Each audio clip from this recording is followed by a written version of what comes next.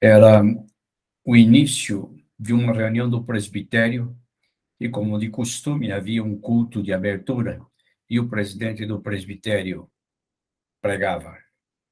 Ao meu lado, no banco da igreja, estava sentado o reverendo Alfredo Tony Stein, de saudosa memória. Depois de 45 minutos de sermão, encerrado, ele vira e, de forma assertiva e incisiva, como era peculiar a ele, ele falou: Isso não foi um sermão, isso foi uma arenga. Eu fiquei assustado, mas comecei a prestar atenção na quantidade de coisas que eu já ouvi e recordar de outras.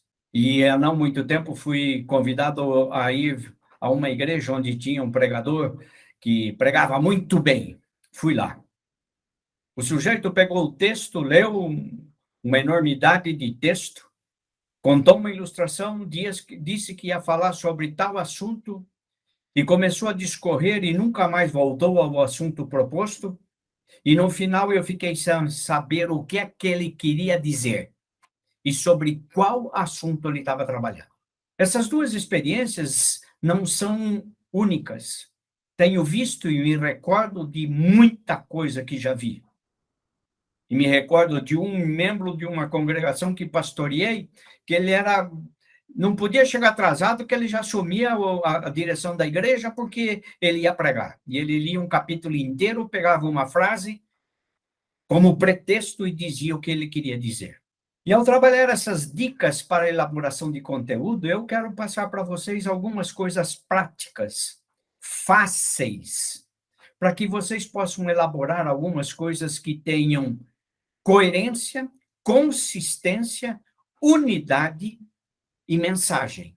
Por isso, eu quero chamar vocês para, junto comigo, caminhar nesse processo de elaboração de conteúdo, tanto para estudos bíblicos como para os sermões.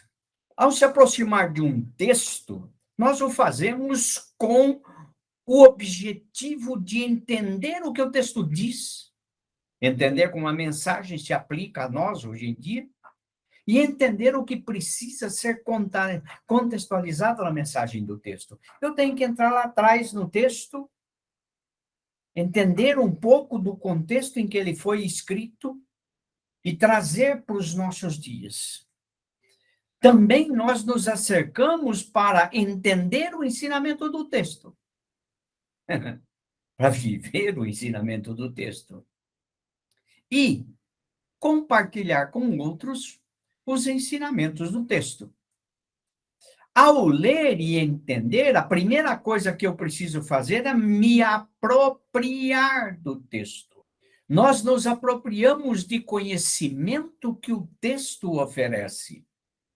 A segunda coisa que vai acontecer é a elaboração. Nós elaboramos nossas próprias conclusões sobre o que o texto diz. E, em terceiro lugar, nós comunicamos. Ou seja, socializamos o conhecimento por uma das formas existentes. Quais são as formas de socializar? Primeiro, escrevendo. Escrevendo o que a pessoa ou eu concluí sobre o texto. Segunda forma é dando uma aula. Dando uma aula sobre o que concluiu do ensinamento do texto. Terceiro, pregando aquilo que eu aprendi, aquilo que eu concluí do texto. E, por último, conversando. Conversando com pessoas e compartilhando o que você aprendeu com o texto que você leu. Estas são formas de socializar aquilo que você leu, entendeu e aprendeu do texto que você está trabalhando. Agora veja isso. Se o conhecimento que eu tiro do texto não é socializado, ele fica infrutífero. E todas as formas de socializar, no fundo, são transmissões de conteúdo e conteúdo cognitivo. A produção de conteúdo socializável é o que nos preocupa e é o que nós queremos trabalhar nesses vídeos que estamos produzindo. E a pergunta é: como transformar o que se sabe em algo que outros também saibam? A socialização de conteúdos, primeiro, eu tenho que ter claro o que eu sei. Se eu não sei bem o que eu sei, eu não vou conseguir fazer os outros entenderem o que eu sei. E isso deve estar bem claro na minha mente. A segunda coisa, passar claramente o que sei.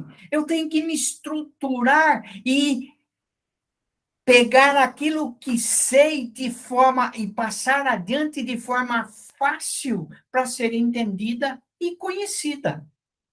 Eu não posso estar dando volta e falando e coisa e tal, que o sujeito fica procurando por onde eu estou, que foi o que aconteceu no sermão que eu fui lá ouvindo o sujeito que começou, disse que ia falar e não falou. E os passos para a geração do conteúdo, ele tem que, para que ele seja compartilhado, ele tem alguns passos que devem ser seguidos, senão, meu filho, você vai fazer uma salada de frutas que no final tem gosto amargo.